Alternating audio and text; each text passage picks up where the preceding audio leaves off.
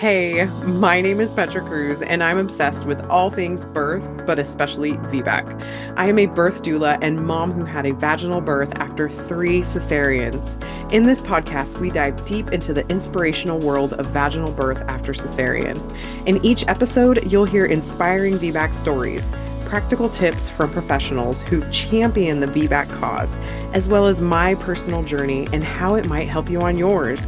From mindset shifts to evidence-based practices, you'll leave each episode feeling inspired and informed.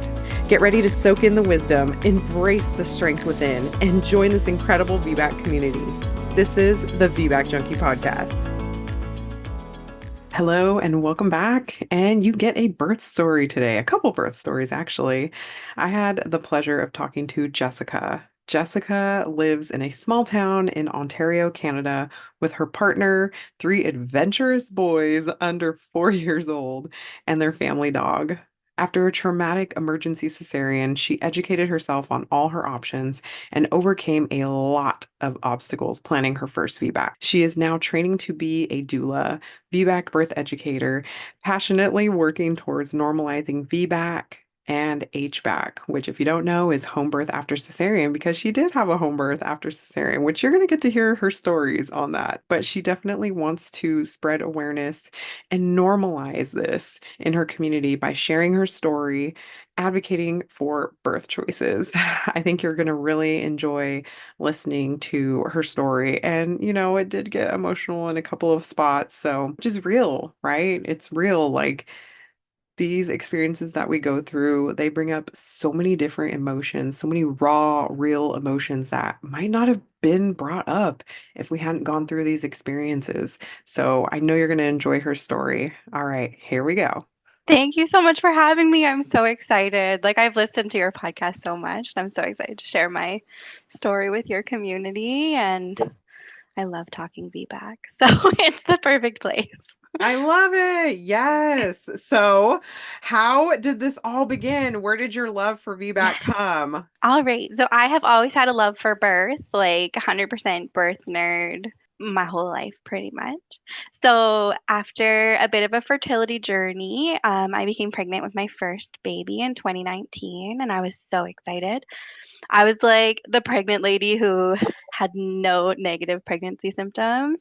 I was just like my normal self, but pregnant, like no morning sickness, no swelling, no heartburn. It was such a great time.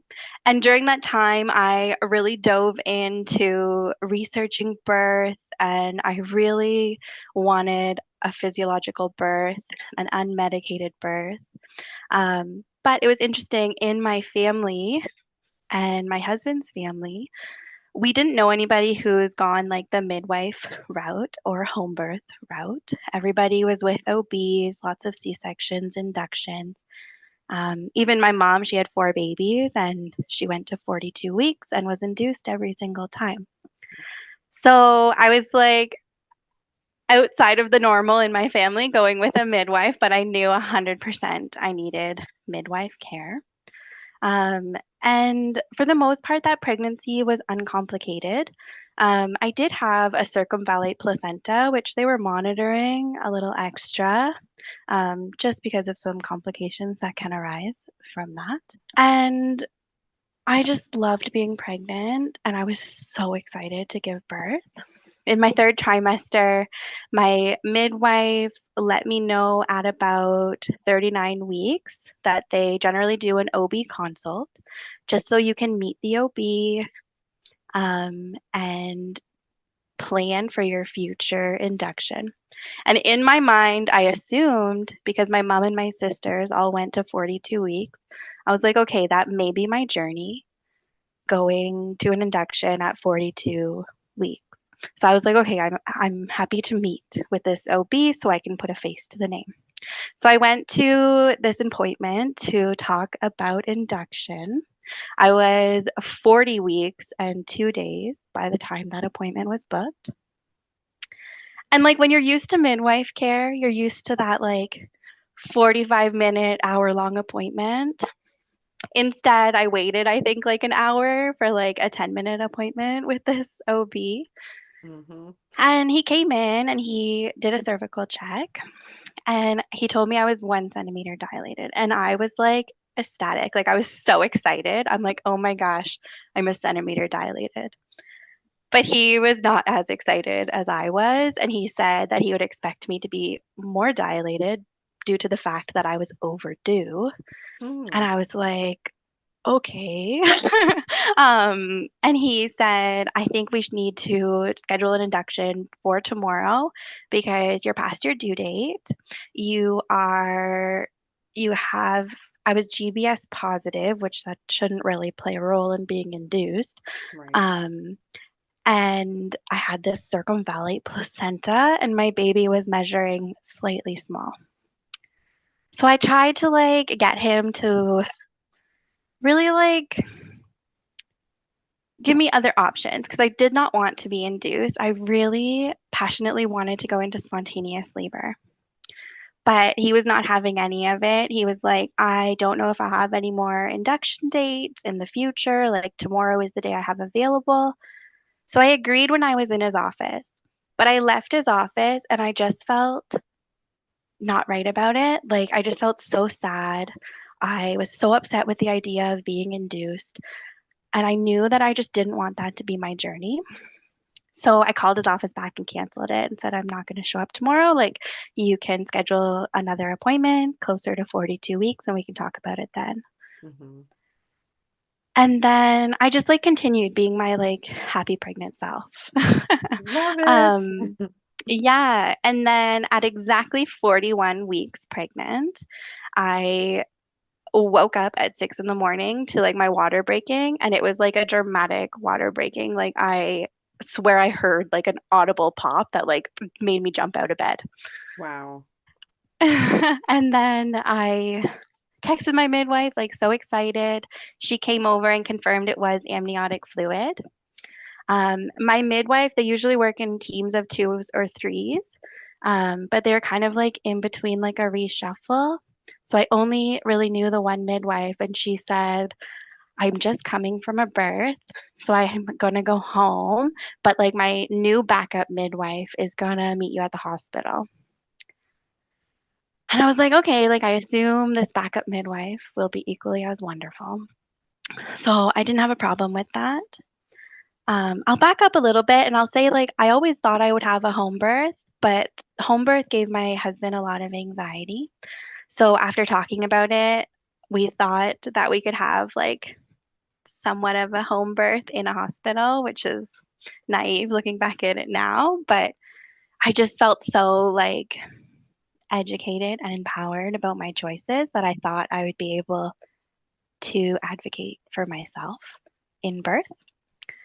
So we went to the hospital, met the new midwife, and she let us know that to get like settled into the hospital, and she was going to go back to the clinic, and she said to call her back when either I needed labor support if I didn't have an epidural or if I was pushing, to call her back.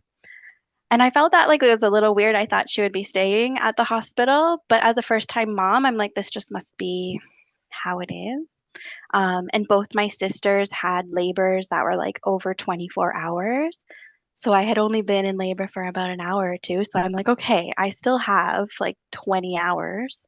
So it's fine for her to go. But as soon as she left, the nurse came into the room and she's like, I need to place an IV for your induction. And I was like, oh, no, I'm not here for an induction. My water broke. I'm in labor. I'm having contractions. I was having contractions about 3 minutes apart. But I was like, I was very calm, like, because I'd been practicing my breathing and all these skills leading up to my birth to prepare myself for those moments. And she insisted on starting an IV because I was GBS positive. So I was like, okay, I'll agree to the IV, but like, I don't want Pitocin right now. Um, And it kind of just that started the cascade of intervention that we're so familiar with and hear all the time. From there, we, like a few hours later, I went to the bathroom because I thought I needed to go to the bathroom. In hindsight, I probably needed to push, but I had only been in labor for about 4 or 5 hours. So I was like, no way I'm there yet.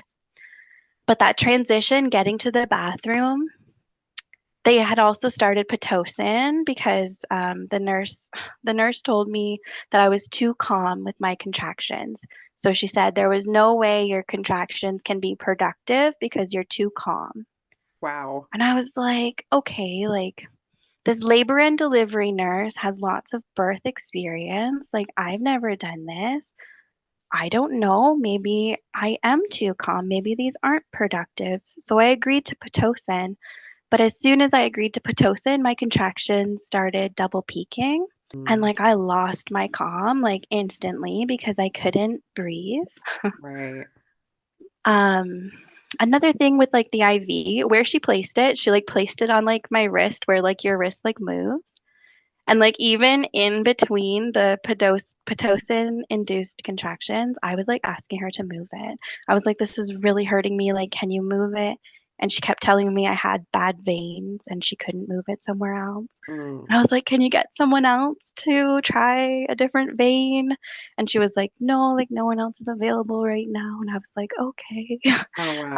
Um, so it was just kind of like she just didn't want to work with me. I don't know why, but she just really wanted me to get an epidural to be able to, I don't know, be in a bed, I guess. So when I was in the bathroom, I kept trying to like stand up from the toilet, but with contractions double peaking, I kept getting knocked down because like I'd have like 30 seconds between contractions, and by the time I'm like standing up, I'd get another contraction and like fall back down. And the nurse looked at me and she said, you are not coping well. So she said, I think we need to do an epidural so that you can have a nap. So in that moment, I just felt like so defeated. I was like, okay, like clearly this is way harder than I thought it would be. And the nurse has seen many people cope through labor. So I guess an epidural is the best thing and a nap to help me progress. They never like did a cervical check or anything prior to doing the epidural. They placed the epidural and it never worked. I never got any form of relief from it. When they were placing the epidural, my husband actually stepped out of the room to call our midwife back. I don't know like what made him think to call her, but I'm so happy he did because as soon as the epidural was placed, the midwife who I'm sorry, the OB who I met with previously who wanted to induce me said, let's do a cervical check just to see where you are. So he does a cervical check and he's like, you're 10 centimeters. It's time to push. So now I'm fully dilated, ready to push according to him.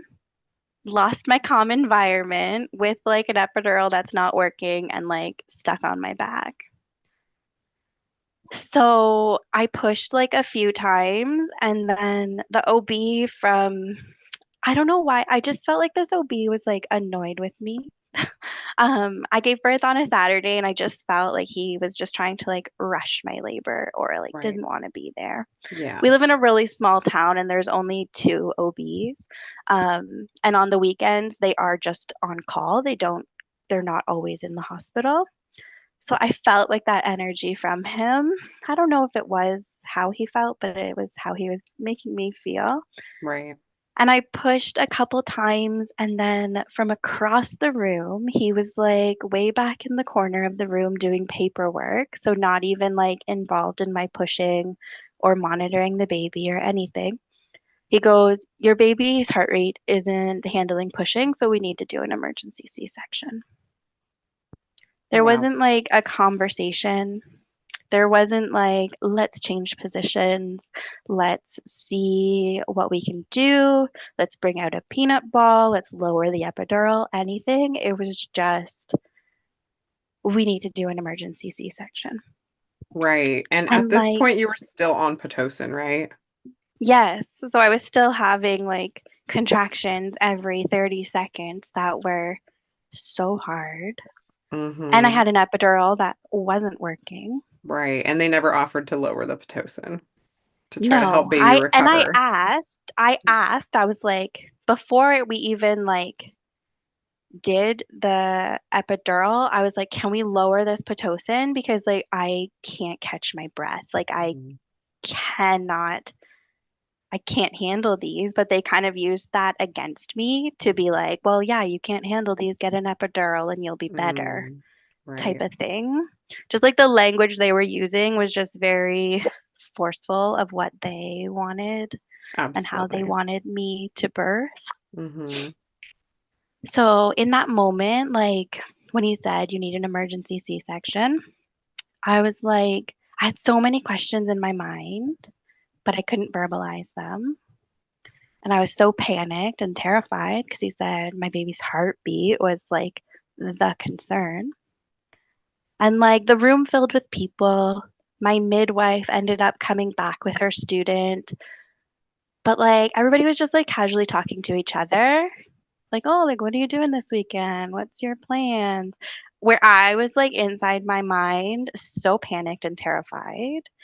A, because like when you watch movies, when you think of emergency C-sections, you think they're gonna rush you off. Like they don't Yeah. even have time to like, they need to just like do it right there and then.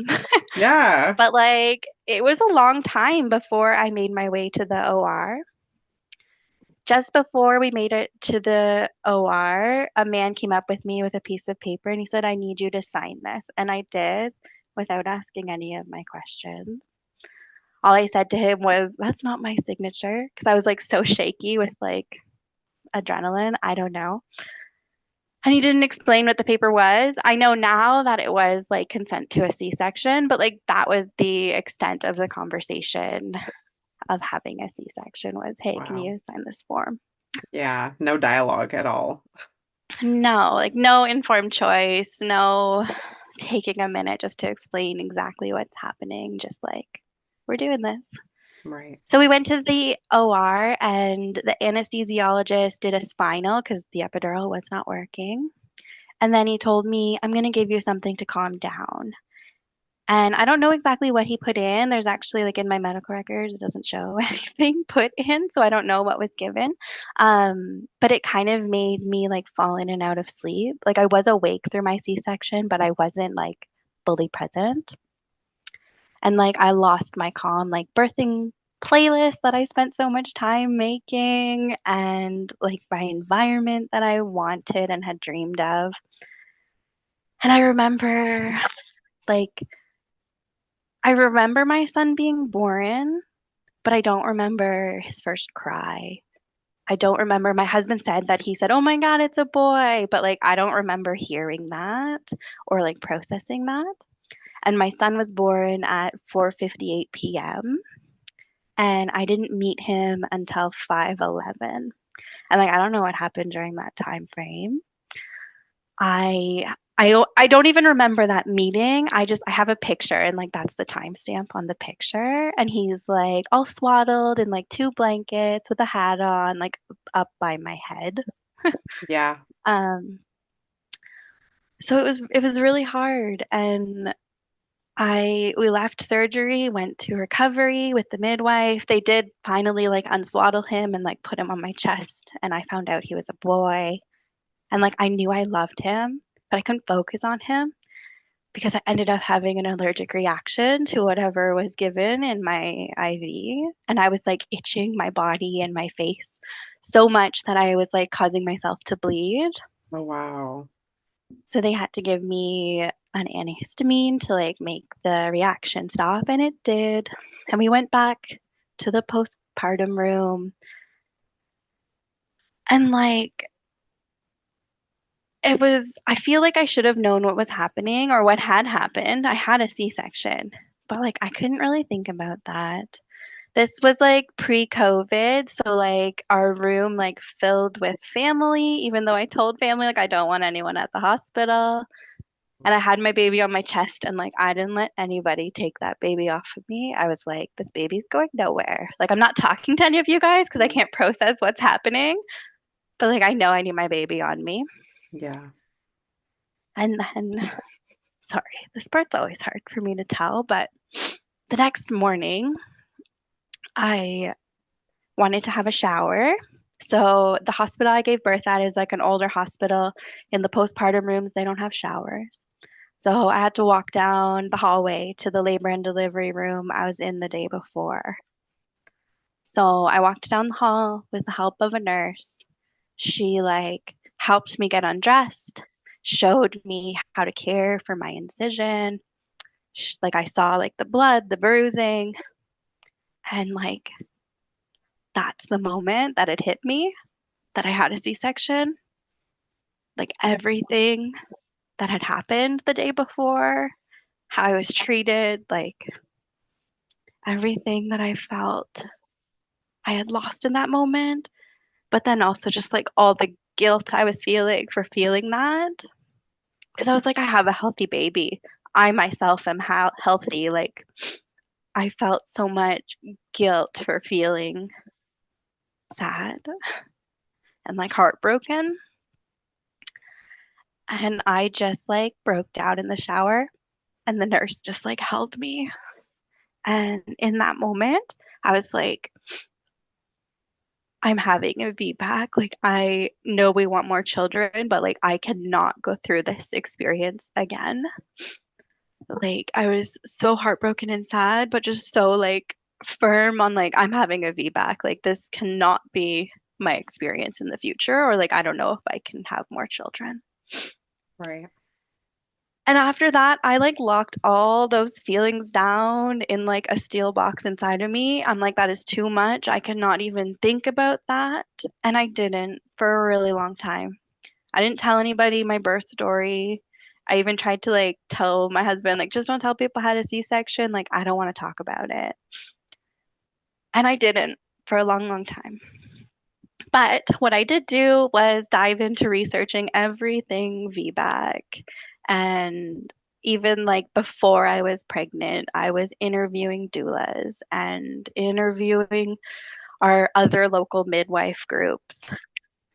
And I ended up getting pregnant.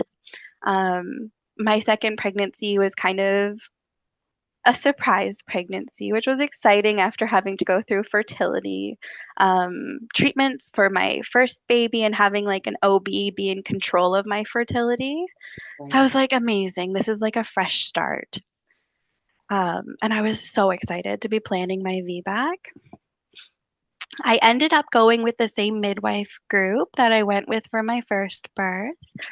But the main reason I did that is the midwife who was at my C-section, who I kind of felt abandoned me in the hospital, she was no longer with their practice. And the other midwives that were with that practice, I felt comfortable with, I felt safe with, and supported. So I picked them as my birth team. Sorry. And my very first appointment with them, I think I was like 5 weeks pregnant, and I was like, can I have a home birth as a VBAC? And the midwife at that appointment, she just kind of gave like a very like standard answer. And she's like, for feedback, we recommend hospital birth. And I Oh, was like, okay, okay. So I sat with that and I just kind of like, I didn't ask further questions, but I just like sat with it and dug into like more research about like home birth for VBAC. And then during that time, I built like the people around me to support me during that birth. I started seeing an osteopath. I started seeing a chiropractor and an RMT. And then I started pelvic floor physiotherapy. And my pelvic floor physiotherapist is so important to my journey because she is kind of the start of my healing journey from my birth trauma because she's the first person that like asked me my birth story of my first baby and like held space for me and told me like that shouldn't have happened to you. She was like that first person that kind of like Honestly, she was the first person that said, like, I'm sorry you had to experience that. And that must have been so traumatic to like have someone validate those feelings that I Yeah. had locked up and not felt Hmm. was huge. And she is a doula, so she ended up being my doula. So it was just like so fitting having her support. I did have my second in 2021. So with like pandemic restrictions, um, we weren't sure if she would be able to attend my birth, but she would always be on call for me. In one of our birth prep sessions, um, overall, this pregnancy was so uncomplicated. Just even though I had like nausea and heartburn and like all the traditional pregnancy symptoms, I just like I didn't do very many tests or anything like that. So it was very uncomplicated. And in one of our birth prep sessions with our pelvic floor physio doula, she was like asking me what I wanted this VBAC to be. And I was telling her like all my like dreams that I wanted it to be. And she's like, can I ask why you're not planning a home birth? Like what you are saying you want is really hard to have in a hospital environment. And I'm like, oh, the midwife said they recommend hospital birth. And she's like, ask them again. She's like, go to your next appointment and just ask them again what they say.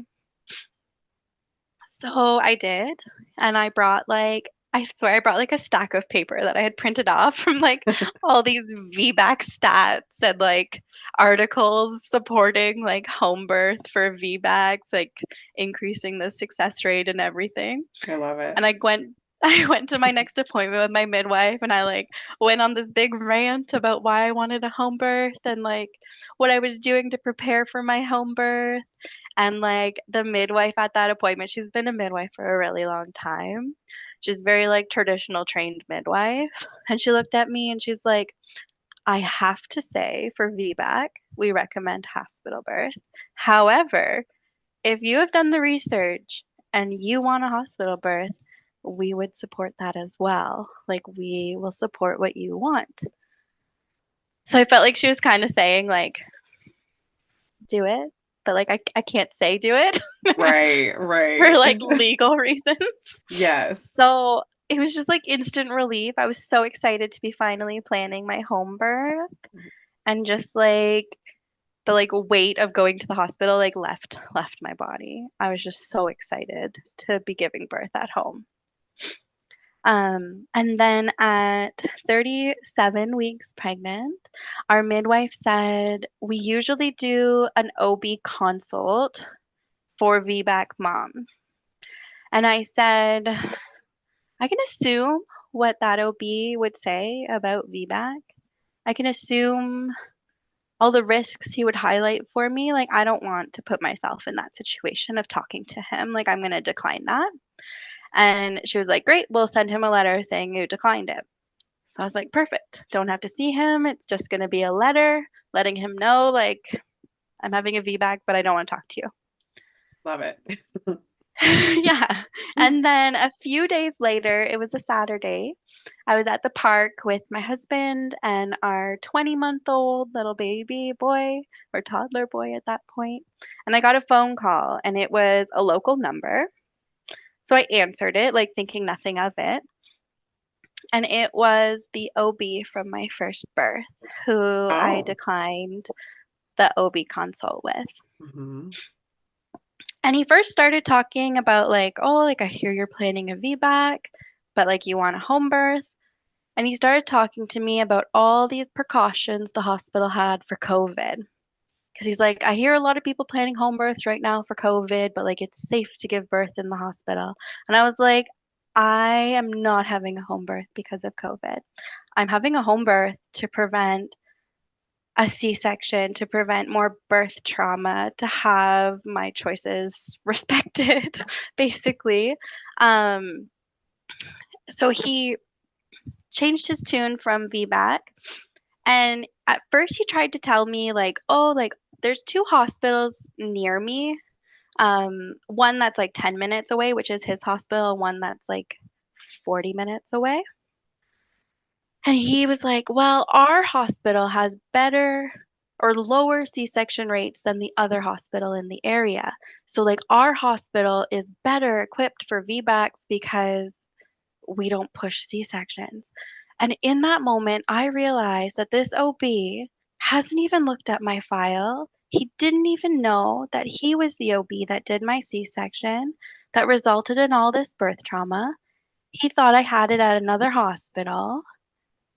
And I was just like, it just like fired me up because I'm so Mhm. passionate about birth and VBAC that I just wanted to like prove him wrong with like all this like research.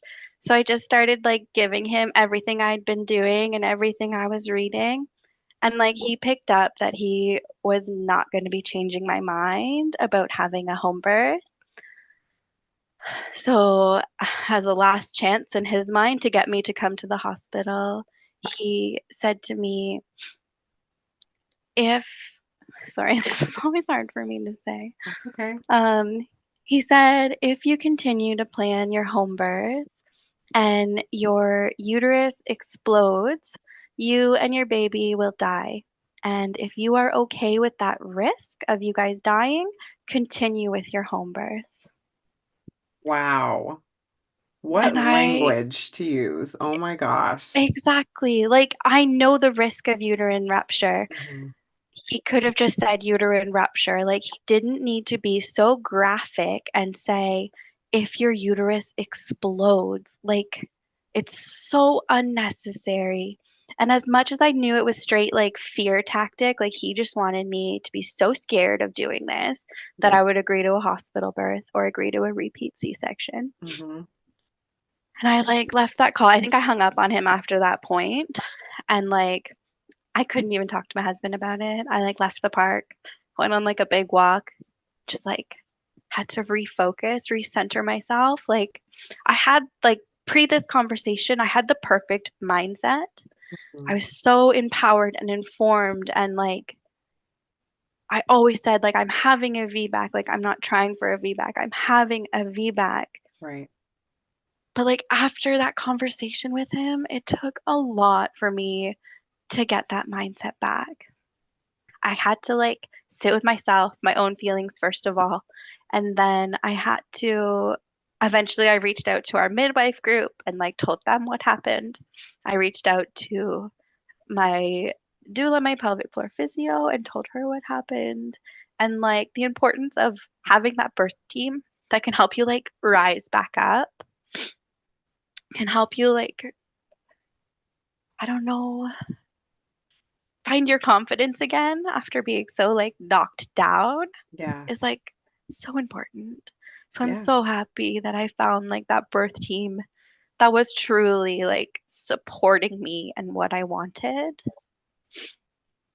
And I I just like continued talking to them about that.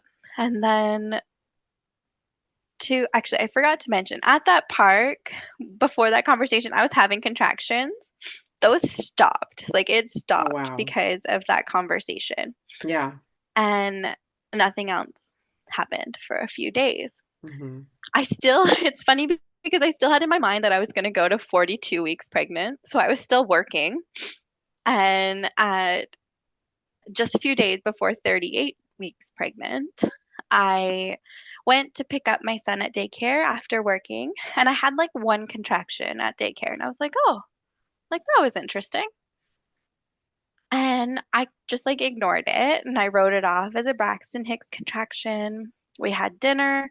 We went to the park after dinner, put my son to bed, and like I was noticing that I was really uncomfortable. And I was like, oh, I think I'm like having cramps or like maybe I'm just uncomfortable. Like maybe it's like round ligament pain or something. Like I don't know what it is. And I told my husband, I'm like, it's not contractions. Like they're not timeable. I'm just ignoring them. They're not painful. They're just like tightening. And he's like, okay. And then later that night, I was telling him, I'm going to go to bed. Like, I'm just uncomfortable and I'm tired. I just want to go to sleep. And he looked at me and he's like, so I've been timing these tightenings that you say you are having. and they're 3 minutes apart. I think we should call the midwife. And I was like, no, no way. Like, these aren't painful. Like, they are not contractions. I just want to go to bed. But I eventually agreed to calling her. And he's like, let's just call. If nothing happens, nothing happens. So I was talking to my midwife, and she's like, you're really hard to read. So I would just love to like come and see you in person just to see what's going on. I mean, she had also been talking to my husband, who was like, I think she's in labor, but just doesn't know it. And my midwife got there, and she just kind of like talked to me, and like I agreed to a cervical check. I think I even asked for one because in my mind, I was like, okay, I'm going to do a cervical check. She's going to tell me, you're not in labor, go to bed. Then my husband will be calm and be able to go to bed. And she looks at me and she's like, Jessica, you're 8 centimeters dilated. And What? I was not I was like, expecting that. I was like, no. I was just like, I think I just said like, no, no. Like, I'm sorry, no. Um, Wow. I was like, that's not possible. Like, yes, these are regular, but like I'm not in pain. And she's like, no, like we are having a baby tonight. And I was like, oh my goodness, like just like ecstatic. Like I was so excited. And I wasn't like thinking we were gonna be having a baby that night. So I like jumped in the shower and like washed my hair. I braided my hair after like going in the shower. And then I was just like, my husband was just like in there with me, and we were just like slow dancing and like loving on each other, Mm, like the perfect recipe for birth, like just get the oxytocin flowing. love it. And then my midwife said, like, I think you should try to go pee. And she's like, I think just like empty your bladder just in case like you're at 8 centimeters, like you're gonna need to push soon, I assume. But that was like the one moment in that birth that like I had fear creep in from my first birth because my first Mhm. birth I got stuck at that on that toilet. Yeah, So I was like I can't sit down. I was standing the entire time. I'm like I literally like I cannot sit down. Like the toilet to me, I fear that that'll just like I don't know. It'll just take me out of my mindset. So I didn't. It's funny. It's a funny moment because she was like, "Do you think you could stand peeing?" Or like, do you think you'd be able to pee while standing? And I'm like, oh, yeah, maybe. So she like got like a bag and I peed into a bag, which is so funny. you do what you got to do, right? I mean, I didn't have to sit down. I emptied my bladder. And I was like, Yeah. okay. And then I ended up like I was kind of like kneeling beside the side of our bed, just like swaying my hips. And I'm a person like I love information. So I was like, can you do another cervical check just to see like what's going on? Um, just because I like to have information for that. So she did, and she's like, okay, so you are 10 centimeters, but like if you don't feel ready to push, don't push. Like listen to your body, continue to labor. In my mind, I was still kind of shocked I was in labor because like I hadn't my first labor, my water broke right away. And like a week before that, I lost my mucus plug. Like this labor, I hadn't like nothing's happened. Like I hadn't lost my mucus plug, my water didn't break. I was like so in denial that I was in labor still. Um, and she's like, just listen to your body. And like we had the perfect midwife for this VBAC, this HBAC actually. Like she just like let my husband and myself be, and she just like sat in the corner, like didn't interfere, monitored me. And after she said I was 10 centimeters, I kind of I just wanted like comfort. So I ended up laying down, which I didn't think I would. Like my whole like birth plan was like push squatting, push like standing or like side lying. But I ended up laying on my back and I put an ice pack over my face, like over my eyes. And like I swear I just like went somewhere else. And I made the second midwife, the backup midwife, ended up coming in that moment. And it was the midwife who's been a midwife for so long. So, like, she has such lovely energy. And I still just like kept that ice pack over my face and I made like a really like guttural noise. And my midwife said to my husband, "That's what we want." And then my body just started pushing and my body pushed my baby out into contractions. Like it was a Wow. very like I felt like it was like a really long time, but like it wasn't painful. It was just like my body, it was uncontrollable. My body was just pushing my baby out, and my baby was born. And it was just like night and day difference. Like having my little baby like put on my chest right away, hearing his first cry, seeing him, like smelling him, like he didn't have a blanket or a hat on. Mhm. And then he was just like he was the most peaceful baby, like very minimal crying. He just had like big open eyes and was like looking around, like so curious. It was just like so beautiful and so like magical. And then I delivered the placenta and like part of my first birth, like during that pregnancy, my first pregnancy, there was so much concern around the circumvallate placenta. And I was Right. always so curious about that as a birth nerd. Yeah. But like I never got to see my placenta Yeah. in my first birth. So like delivering my placenta in my second birth and like seeing it and having our midwives give us a tour, I was like, this Mm. is incredible. Like this is so fascinating. Yeah. And then our midwives tucked us in our bed with our new little baby. He was born at 3:20 in the morning. And they left like an hour or two after he was born. And like my husband and I just got to like sit and like enjoy him and like watch the sunrise. And it was perfect. It was like everything I wanted a VBAC to be. And in my mind, I really expected my VBAC, my perfect like dream birth to heal that birth trauma from my first birth. Right. And like my birth high from that second birth, my VBAC, it lasted a while. I was so excited. I was telling everyone my birth story, which like my first birth, I never told anyone my birth story. Yeah. But I was just so like, I felt so empowered. And I was just like in love with birth and like so proud of my body and my baby. But in that postpartum period, I ended up getting a lot of anxiety. I had anxiety with my first, but I felt like all moms have anxiety. Like it's just what moms have. But my second postpartum, I I was struggling. I all those feelings that I had locked up in that shower after my first birth, they were resurfacing.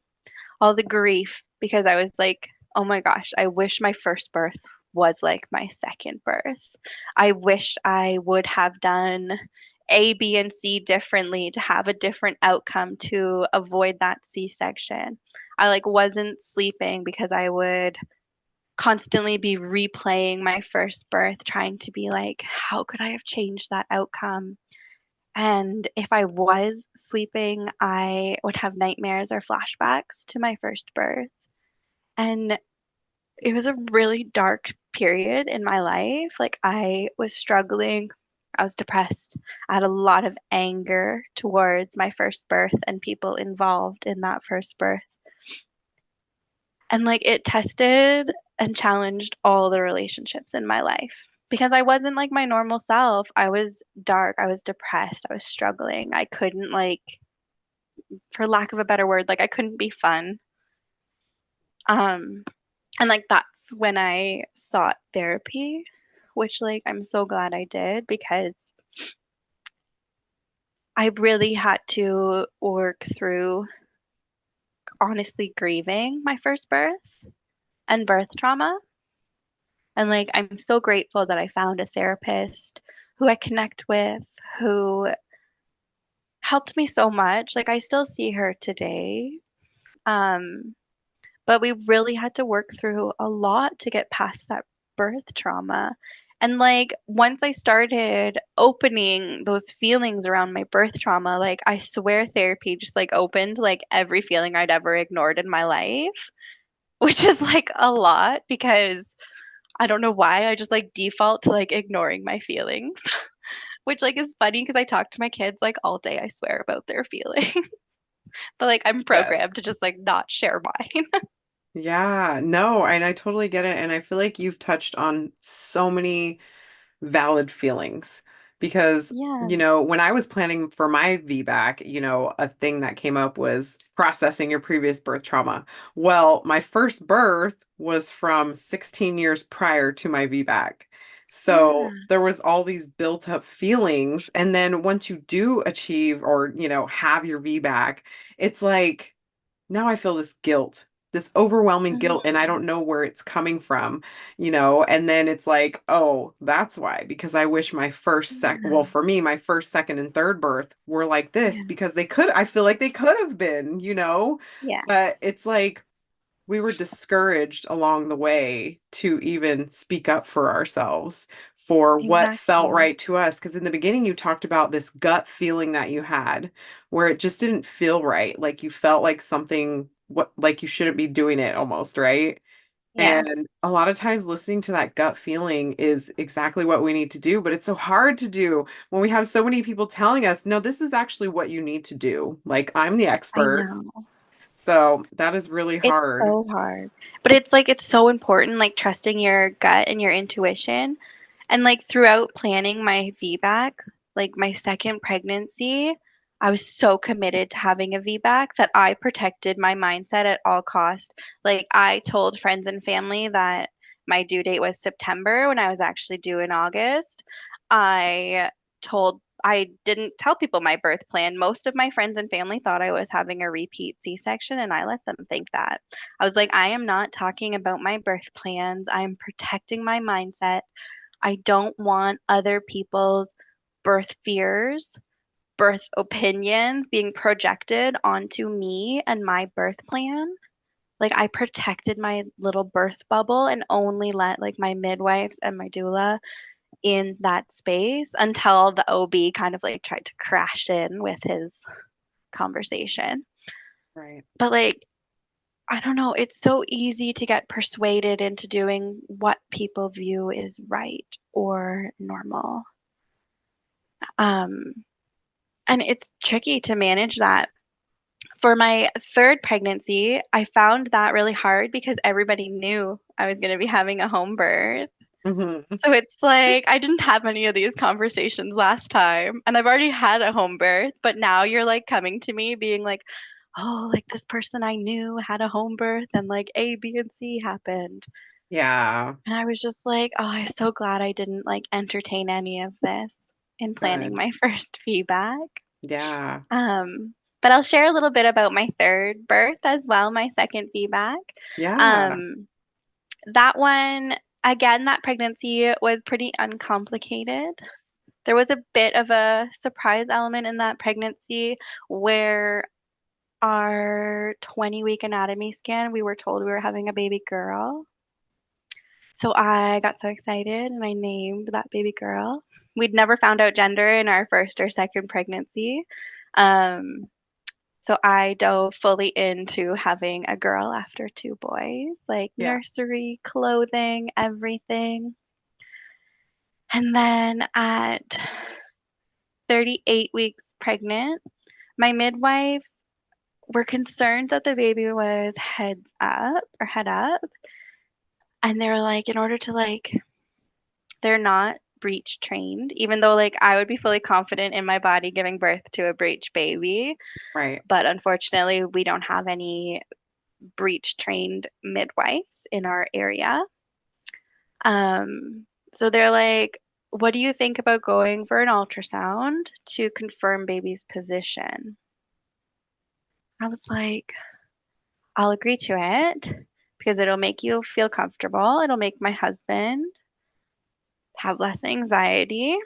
It will, I'll just get to see my baby. And I went to the ultrasound and the baby was head down. And the ultrasound tech was just like showing us our baby, and I was like, oh, I always had like this little voice in the back of my head, convinced it was a boy, like at all my appointments. I was like, are you guys sure? Like, was the ultrasound right? So I asked the ultrasound tech, I was like, well, it's still a girl, right? And she's like, oh, I didn't even check. So she like moved the wand up on my stomach, and there was like a penis on the ultrasound. And I Oh was my like, she's like, gosh. oh my God, it's a boy. And like her face dropped. And I just like started crying because Oh like I had wow. named this girl and I had like, I mean, the nursery was going to be like sage green with like florals. And I was like, wow, okay, it's a boy. So I had to like shift gears. But like, thankfully, I knew that I couldn't like ignore those feelings, those sadness. Like, I knew I needed to process that Right. and not leave it for postpartum. And after learning that the baby I thought was a girl was then a boy, I had so many false labor starts. And like I don't know if my body like wanted to start labor, but then like my anxiety around this gender of the baby kind of shut it down because I was really worried that I wasn't going to like bond with my baby or like this was going Mhm. to be like a dark cloud over Right. our postpartum. Like I've always wanted lots of kids. I don't care if they're boys or girls, but specifically being told you're having a girl and like planning your life with your two sons and your daughter, like it was really hard to like reset myself. Yeah. And I think I had like three, actually, I had four false labor starts where I called the midwives. So the first one was at 36 weeks where I was having contractions all day. The midwife actually, because you have to be 37 weeks in my area to have a home birth. So she's like, Right. let's go to the hospital, just see what is happening. I went to the hospital. I was having regular contractions. As soon as I was in the hospital, they stopped. I had one contraction on the monitor and it stopped. So that one was probably just like, I don't want to be in the hospital. Like, this is not a safe birth environment. I am Oh yeah. stopping this. Yep. And then a few days after we found out it was a boy, I had another, um, what I thought was labor starting, and I paged our midwife. And our midwife was on vacation. And a midwife who I didn't know, came to my house. And I told her, I'm like, I'm having a lot of anxiety that you're here. And I'm like, I know people who've given birth with you, but like my first birth was a midwife who I didn't know. And like she held a lot of space for me and like tried to like make me comfortable around the idea of her being there. But one of the first things she said, she's like, let me tell you a little bit about me so you can like get to know me. And I was like, okay. And she said, I was a nurse for many years before I was a midwife. And I'm like, I know that sentence brings so many people comfort. But for me, having a nurse be a part of my birth trauma, it doesn't. Right. And thankfully, that again was false labor. And then at 39 weeks and 5 days, I paged our midwives again. And my like midwife from my second birth was on call. And she came to my house and I labored for a few hours and my labor completely stalled. I think because of my anxiety. And she's like, okay, we have options. She's like, we can either try and get labor started again. We can do like the mile circuit, go for a walk, like do the stairs. She's like, or you can rest. And I was like, I am going to go to bed. Like, I trust my body and my baby know when they want to be born. Like, I don't want to do anything to like force them to come today. And then 2 days later, I um I was having like a slower morning. My husband was downstairs playing with our boys and my water broke, which is how my labor started in my first birth. And I was like, oh, like I instantly knew it was my water.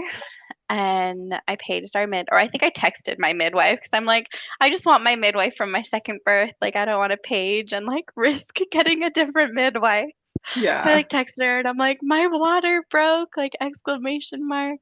And I texted our doula because our second birth, I actually never called our doula because it progressed so quickly and I was in denial that I was in labor for so long. It was just our midwives that were there. But our midwives and our doula ended up coming. It was weird because I was laboring during the day where my second birth was at nighttime.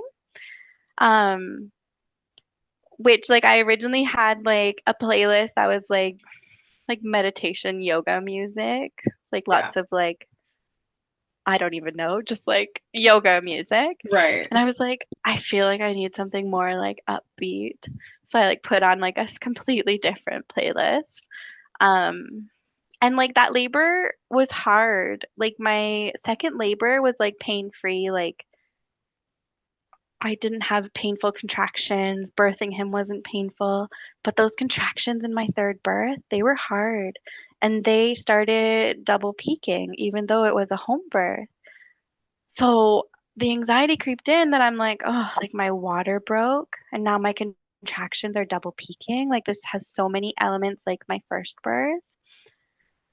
And it really like confused my mindset and brought in like a bit of fear that I didn't have at my second birth. But thankfully, like my doula walked in and like she brought like my confidence back with her. Like she brought like that calm mindset. Like she just like I don't know how. She's just magical. Like she just knew exactly what I needed in those moments. And I labored a few hours with her there. And then again, I went to my bed seeking like comfort and I put an ice pack over my face and my body pushed out my baby again. Like I listened to my body and just let it do its thing and I gave birth to my third baby boy at home with no complications during the birth. And again, it was just so like empowering.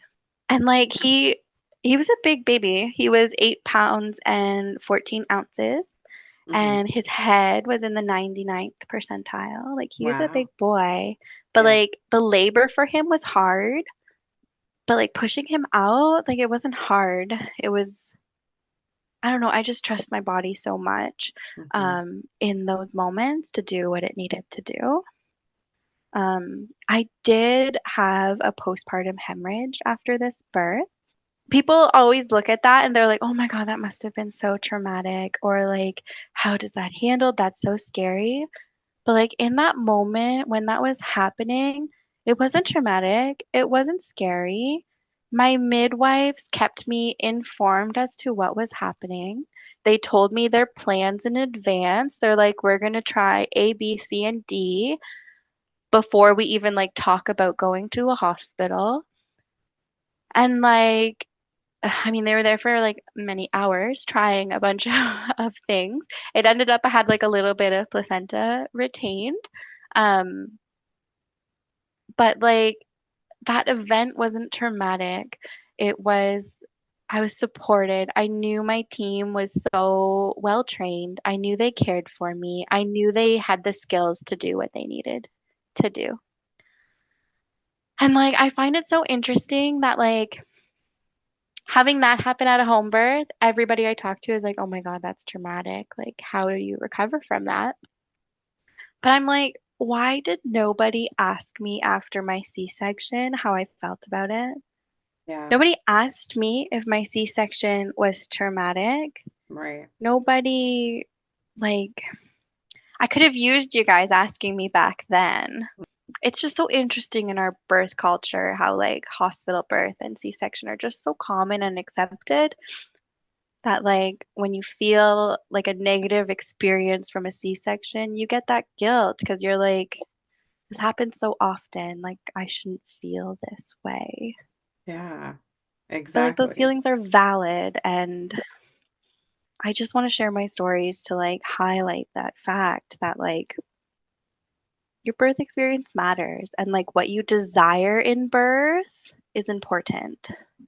Yeah, absolutely. And I feel like you just like touched on so many amazing things. Like you trusted your care team.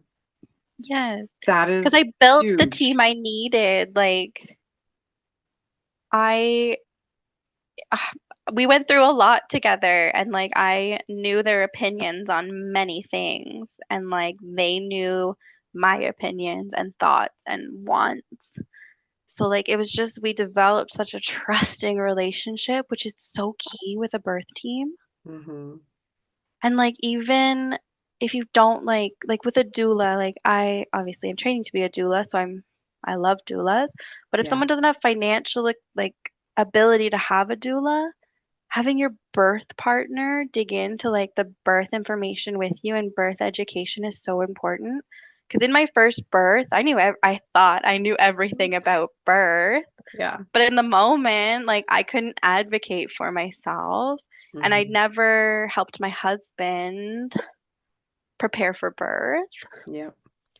So like, yeah, it's just so important to have that person who can help you advocate for yourself in your Yeah. birth. Absolutely, because that was like one regret I had was not like having my husband take the birth education course with me and just like making sure that we were both on the same page too when it came to what was going to happen during the birth or after the birth. And it's so important because in a home birth, it's so different because Yeah. they know your, like you said, your individual wants or needs. And when you're in the hospital setting, they're just going to do the standard of care for everybody, no matter who you Exactly. are, no matter what you want. They're going to do what they normally do. Yes. So, yeah, and it's They follow sad. the hospital protocol, right? So Yeah. it's hard to challenge the standard care that they are used to providing. Absolutely. But oh my Mhm. gosh, thank you so much for sharing your stories. And I cannot wait for you to get through your training and start supporting people. And I cannot I wait to know. be able to refer people to you. I mean, I can now, obviously, because you're a wealth of knowledge. Oh my gosh. Yeah, I can talk about birth and VBAC like all the time. I've always been like my friends and like friends of friends, like go-to person for birth. Yeah. And like I I've like unofficially supported people, but it's just now that I'm like fully like in the training program and like doing my actual like official certification hours to Yay. like get like the full title of doula. But I'm Mm-hmm. really excited to just like help anyone I can. Like if I can inspire like one person to have a VBAC Mm-hmm. or to have like the home birth that they like desire, like that would just it would make my heart so happy. Yeah. Like I just want to help people not be scared of birth and Yeah. just see the beauty in it. Absolutely. Well, you're definitely on the right track. Thank you. Yeah. So if somebody were to want to like reach out to you or work with you, what would be the best way that they could do that? So the best way is through Instagram at the moment. So I am the VBAC mom on Instagram. And that's where people can find me. I love it. The best Instagram handle ever. The VBAC mom. I love it. Thank you. You're welcome. Well, thank you so much for taking the time today to share your story. And is there anything that you would love to leave our audience with today? I just want people to really to advocate for themselves during their pregnancy and births, to find the people that will best support you. And just know that like your feelings around your birth experience are so valid. And you don't bundle up those feelings because they will come out. So really that like processing birth is so important. And sharing birth, like on your podcast, I love sharing my birth stories. It just always brings like a new level of I feel healing every time I talk about it. Yeah. So share your birth stories. If you need help processing, reach out to a therapist, or if you want to talk to me about birth, I'll talk to anyone about birth. So I love it. I love it. Well, thank you so much. And I can just like see and feel the passion in you for birth oh, and thank you. VBAC. So I love it so much. Thank you again. I so appreciate you. Thank you so much. I appreciate you as well. Thank you so much for listening to another episode of the VBAC Junkie podcast. Make sure to leave a rating and subscribe to the show so that you don't miss an episode. And also, I have a free gift for you. If you would like to have a guide on how to prepare for a VBAC, head to my website at www.birthingcometru.com/VBAC guide. And all of this will be in the show notes, so you can just click that link and head there and download this free guide. I hope you have an amazing week. Until next time, bye.